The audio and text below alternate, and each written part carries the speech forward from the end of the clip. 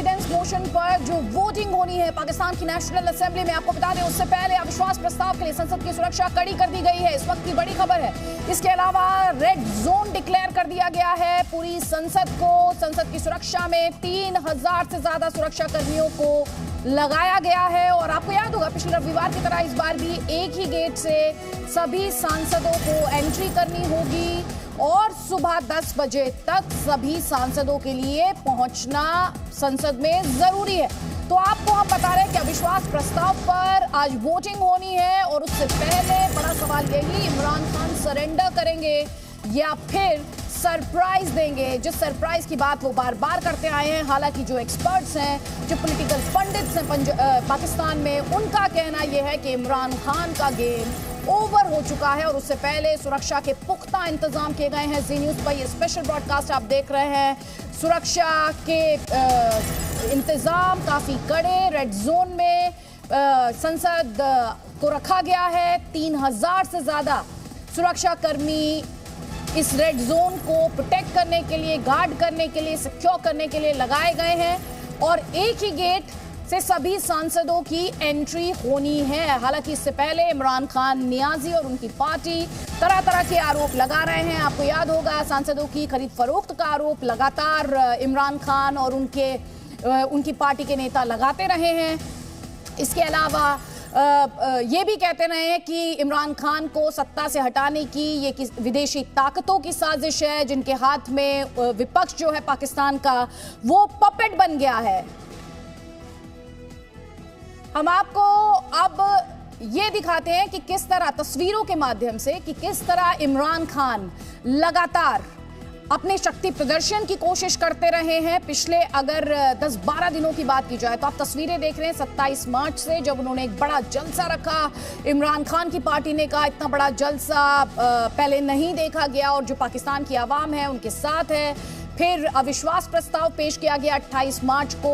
30 मार्च को ये दावा किया गया कि जो सरकार है वो अल्पमत में आ गई है। 3 अप्रैल को जब वोटिंग होनी थी तब डिप्टी स्पीकर ने अविश्वास प्रस्ताव को खारिज कर दिया और ये कहते हुए कि विदेशी ताकतों की साजिश है। और उसके बाद इमरान खान ने रिकमेंडेशन भेजी, सिफारिश भेजी राष्ट्रपति को नेशनल असेंबली को भंग करने की। सुप्रीम कोर्ट ने सो मोटो लिया और उसके बाद ये बड़ा फैसला आया 7 अप्रैल को कि बहाली की जाए। नेशनल असेंबली को बहाल कर दिया गया। डिप्टी स्पीकर के नो कॉन्फिडेंस मोशन को रद्द करने के फैसले को अनकॉन्स्टिट्यूशनल बताया गया और अब ये वोटिंग होनी है। इसके अलावा आपको याद होगा कल राष्ट्र के नाम भी इमरान खान नियाजी ने संबोधन दिया और उससे पहले कहा कि जो उनके प्रोटेस्टर्स हैं उसमें ये कहा कि उनके प्रोटेस्टर्स सड़क पर आए, शांतिपूर्वक प्रदर्शन करें। और इस अविश्वास प्रस्ताव पर वोटिंग से पहले पीएमएल नवाज के नेता शहबाज शरीफ ये आरोप लगा रहे हैं कि इमरान खान देश को गुमराह करने का काम कर रहे हैं। शहबाज शरीफ ये भी कह रहे हैं कि इमरान खान खुदगर्ज हैं, खुददार नहीं हैं। ये बड़ा आरोप शहबाज शरीफ लगा रहे हैं, जिन्हें कहा जा रहा है कि इमरान खान के बाद पाकिस्तान के अगले प्रधानमंत्री शहबाज शरीफ होंगे। इस सत्ता के बदलने का उनके भाई नवाज शरीफ के लिए क्या मतलब होगा? क्या वो देश में वापसी करने जा रहे हैं, पाकिस्तान वापसी करने जा रहे हैं? ये भी एक बड़ा सवाल होगा। लेकिन शहबाज शरीफ बड़ा आरोप लगा रहे हैं, कह रहे हैं इमरान खान खुद को खुददार बताते हैं लेकिन वो खुददार नहीं, दरअसल वो तो खुदगर्ज हैं। और इमरान खान नियाजी ने क्या कहा था विपक्ष के बारे में? 3 चूहे बताया था और ये कहा था कि ये 3 चूहे मेरी सरकार को हटाना चाहते हैं। और अब शहबाज शरीफ, पहले आपको याद होगा जब डिप्टी स्पीकर ने अविश्वास प्रस्ताव को रद्द करने का ऐलान किया था तब यही शहबाज शरीफ थे और इन्होंने ये कहा था कि इमरान खान नियाजी जो हैं वो दरअसल गद्दार हैं। उन्होंने देश के साथ धोखा किया है और वो झूठी स्टोरीज देश को सुना रहे हैं कि विदेशी ताकतें हैं उन्हें सत्ता से हटाने के पीछे, जबकि वो पार्लियामेंट में जो विश्वास है, जो उनकी सरकार है वो अल्पमत में आ चुकी है। पार्लियामेंट का भरोसा, नेशनल असेंबली का भरोसा वो खो चुके हैं। खुद उनकी पार्टी के जो सांसद हैं वो पाला बदल चुके हैं। हालांकि इमरान खान इसे खरीद फरोख्त का नाम देते रहे और वहीं जो ऑपोजिशन है वो इमरान खान के खिलाफ कितना गुस्सा है, कितना रोष है। है, कितनी डिससैटिस्फैक्शन है, उसका हवाला देती रही। तो हम आपको दो तस्वीरें आज दिखा रहे हैं। एक तरफ नो कॉन्फिडेंस मोशन, अविश्वास प्रस्ताव जिस पर वोटिंग होनी है, और दूसरी तरफ किस तरह सुरक्षा बढ़ा दी गई है, पुख्ता की गई है। और इमरान खान नियाजी, उनके समर्थक, हमने देखा था पीटीआई के जो सपोर्टर्स हैं, जब सुप्रीम कोर्ट को फैसला सुनाना था तब भी उनके सपोर्टर्स सड़क पर आ गए थे, ऑपोजिशन के खिलाफ खूब नारेबाजी की गई थी। और कुछ ऐसी आशंका एक बार फिर से जताई जा रही है। पिछली बार भी जब पार्लियामेंट में, नेशनल असेंबली में नो कॉन्फिडेंस मोशन पर वोटिंग होनी थी, तब इमरान खान नियाजी द्वारा अपने समर्थकों से कहा गया था सड़क पर आ जाइए। एक बार फिर से कहा गया है कि आप सड़क पर आएं, शांतिपूर्वक तरीके से प्रदर्शन करें। विपक्ष लगातार इसे भड़काने की साजिश बताता रहा है। अब जल्दी से आपको दिखाते हैं कि पाकिस्तान में जो मौजूदा हालात हैं, क्या इमरान खान नियाजी जिस सरप्राइज की बात कर रहे हैं, क्या वो सरप्राइज देने की स्थिति में है, या फिर पाकिस्तान में इस वक्त कम से कम माना जाए उनका गेम ओवर हो चुका है। इमरान खान!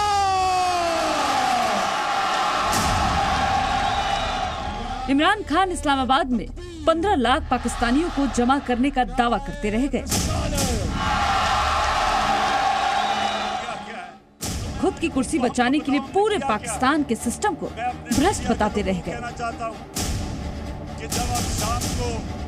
बैरूनी मुल्क की साजिशों वाली चिट्ठियां दिखा दिखाकर थक गए, लेकिन इमरान पर पाकिस्तान ने भरोसा नहीं किया। पैरों के नीचे से सत्ता की कालीन खिसकती देख इमरान खान ने पाकिस्तान में जन विद्रोह तक फैलाने की भरपूर कोशिश की। मैं ये चाहता हूं कि सारी मेरी कौम 27 तारीख को मेरे साथ निकले, सिर्फ एक पैगाम देने के लिए। मैं सबको चाहता हूं कि पुरअमन आप सब एहतजाज करें। अवाम को मैं आज सबको आपको कह रहा हूं कि आपको प्रोटेस्ट करना चाहिए। आप अगर इसके खिलाफ नहीं खड़े होंगे, किसी ने और आके आपको नहीं बचाना। आपने सब ने निकलना है और एक जिंदा कौम की तरह एहतजाज करना है, पुरअमन एहतजाज करना है। 2 हफ्ते में 6 बार पाकिस्तान के नाम संदेश देकर इमरान थक गए, लेकिन कोई पाकिस्तानी सड़क पर नहीं उतरा। थक हार कर इमरान ने आखिरी बार फिर पाकिस्तान के नाम वही स्क्रिप्ट पढ़ी और घर में इत्मीनान से बैठे पाकिस्तानियों पर कुछ इस तरीके से लानते भेजी। हम कोई टिश्यू पेपर की तरह इस्तेमाल होने वाली कौम नहीं है कि आप इस्तेमाल करें और फिर फेंक दें। इमरान को आखिरी उम्मीद सुप्रीम कोर्ट से थी, लेकिन अदालत ने इमरान की पॉलिटिकल फैंटेसी को किनारे रखकर संविधान और कानून को पाठ पढ़ा दिया। इमरान अदालत पर भी भड़के। जो सुप्रीम कोर्ट का फैसला आया, मायूसी हुई मुझे। अब तक इमरान छिपे शब्दों में चिट्ठियां दिखाकर अमेरिका की साजिश का इशारा कर रहे थे। अब खुलकर सत्ता परिवर्तन के पीछे अमेरिका का नाम लेते दिखे। अमेरिका के डिप्लोमेट्स हमारे लोगों से मिल रहे हैं। चंद महीने पहले हमारे मेरे अपने 2 आके, एक मेरा केपी का मिनिस्टर आतिफ खान, वो मुझे बताता है कि हमारी शंदाना हमारी एमएनए है, वो कहते जी हमें अमेरिकन एम्बेसी में बुला के उन्होंने बाकायदा कहा कि ये अदम एतमाद आने लगी है इमरान खान के ऊपर, और उनसे बड़ी लंबी, यानी चंद महीने पहले उनको पता था कि आ रही है अदम एतमाद। तो आहिस्ता आहिस्ता पता चला कि ये तो पूरा प्लान बना हुआ था, तो ये तो पूरी स्क्रिप्ट चल रही थी। वैसे तो इमरान खान में पाकिस्तानी फौज का नाम लेने की हिम्मत नहीं है, लेकिन आखिरी भाषण में इमरान ने सेना का नाम लेकर भी अवाम को उकसाया। आपका मुस्तकबिल आपके हाथ में है, मुल्क की सॉवरेंटी आपके हाथ में है। अपनी जमहूरियत को, उसकी हिफाजत कौन करता है? कोई फौज नहीं कर सकती जमहूरियत की हिफाजत, कोई बाहर से फॉरेन पावर नहीं कर सकती। कौम अपनी जमहूरियत की हिफाजत करती है। ऐसे में इमरान का विश्वास मत जीतना मुश्किल ही लग रहा है। शायद इसलिए इमरान खान जिस तरीके से विश्वास मत से दूर भागने की कोशिश कर रहे हैं, उसमें इमरान एक और कोशिश करने वाले हैं। सुप्रीम कोर्ट के फैसले पर Imran review petition supreme court में डाल सकते हैं। हालांकि अदालत ने कहा है कि सुबह 10:30 बजे तक सदन में अविश्वास प्रस्ताव पर वोटिंग हो जानी चाहिए। ब्यूरो रिपोर्ट, जी मीडिया। तो अब बड़ा सवाल यही है, क्या इमरान खान नियाजी कुछ घंटों के ही पाकिस्तान के प्रधानमंत्री हैं? वो क्या कर सकते हैं इस वक्त? राना अली जोहेब हमारे साथ हैं, सीनियर जर्नलिस्ट हैं पाकिस्तान से। राणा अली, सबसे पहले तो इस वक्त अगर अपडेट के लिहाज से बात की जाए, पाकिस्तान के लिए आज अहम दिन और सबसे ज्यादा तो इमरान खान नियाजी के लिए, क्या ये माना जाए इस वक्त, क्योंकि जो हम पढ़ और सुन रहे हैं वो इस तरफ इशारा कर रहा है, और जो कल इमरान खान का संबोधन भी था उसमें भी एक सेंस ऑफ हेल्पलेसनेस थी, एक एक्सेप्टेंस थी कि उनकी अल्टीमेट फेट नेशनल असेंबली में क्या होने वाली है। जी बहुत शुक्रिया। बिल्कुल आपने ठीक कहा कि बिलाशुबा ये आज का दिन जो है वो पाकिस्तान के लिए बड़ा अहम है, कि जिसमें जो इस वक्त करंट प्राइम मिनिस्टर है इमरान खान साहब, आज उनके खिलाफ नो कॉन्फिडेंस मोशन पे वोटिंग होगी, और उस वोटिंग में जो इस वक्त के हालात हैं, जो उनके नंबर्स हैं, उसके मुताबिक वो उसमें कामयाब नहीं होंगे।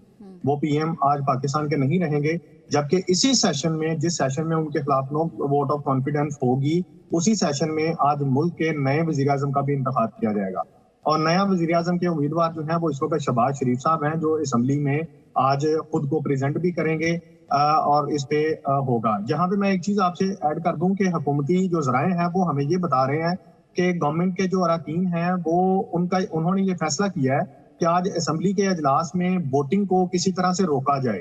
अब वोटिंग को इस तरीके से रोकने का उन्होंने तरीकाकार अपनाया है कि जो वो लेटर है, जो मरासला जिसका वो जिक्र कर रहे हैं, इस पे जो गवर्नमेंट के मेंबर्स हैं वो स्पीचेस करें, और स्पीच इतनी लंबी करें कि जो असम्बली का टाइम है वो खत्म हो जाए। जबकि अगर इसी चीज को देखा जाए तो दूसरी जानब जो सुप्रीम कोर्ट का ऑर्डर है उसमें बड़ा क्लियरली ये लिखा गया है कि भाई आपने आज हर सूरत वोटिंग करवानी है। तो अगर तो गवर्नमेंट के मेंबरान जो है वो स्पीच करते हैं लंबी और असम्बली का टाइम जाया करने की कोशिश करते हैं, तो ये हमारे ख्याल में और कानून की नजर में ये फिर से आज गलती करेंगे, जिसमें उनके ऊपर कंटेम्प्ट ऑफ कोर्ट भी लग सकती है। लेकिन मुझे ये लगता नहीं है कि इस तरह के मामला उठा रहे हैं, और मैं इसी पॉइंट पर आ रही थी कि सुप्रीम कोर्ट द्वारा हम इस तरह से भी पढ़ रहे हैं, इस तरह की भी इंफॉर्मेशन है कि 10:30 बजे तक वोटिंग कराने की बात है कि सुप्रीम कोर्ट के ऑर्डर में। जी सुप्रीम कोर्ट ने ये ऑर्डर किया था कि अजलास जो है वो 10:30 बजे। सुप्रीम कोर्ट की अगर हम बात करें तो उन्होंने तो 9:30 बजे का कहा था, लेकिन चूंकि ये असम्बली का सेशन होता है जिसमें मेंबर्स ने आना होता है, उन्होंने हाजिरी लगानी होती है, फिर उसके बाद 5 से 10 मिनट का टाइम होता है जिसमें आपको असम्बली के अंदर घंटियां बजानी होती हैं, जो ये साइन होता है कि करारदाद पेश होने लगी है, वोटिंग होने लगी है। जो मेंबरान किसी गैलरी में है या कहीं आगे पीछे किसी ड्रेसिंग रूम में बैठे हैं या अपने चैम्बर्स में बैठे हैं, तो वो फौरन से असम्बली के अंदर आ जाए। तो इसलिए 10:30 बजे का टाइम असम्बली सेक्रेटेरिएट की तरफ से दिया गया है।